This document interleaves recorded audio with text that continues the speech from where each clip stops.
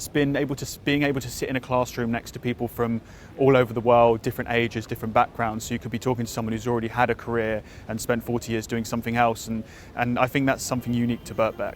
It's just incredibly exciting to be studying with people who either are already working in the discipline in some of my economic modules, or have got a lot broader and international experience.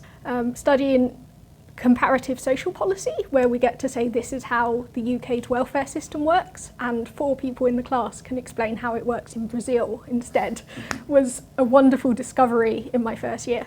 So I was a mature student as I came in here, quite a bit older than the majority of other students. So, but it didn't really put up any barriers. So I was able to make friends across a wide group of students. So that was brilliant. And you know, and we've still maintained a friendship throughout the 3 years, and we plan to continue to have a friendship. There's also like a vibrant student culture. The community is quite close knit, in particular the mathematics department. You know, I love all the lectures there, the personal tutors, the friends I've made, so I'm really glad I came to Birkbeck.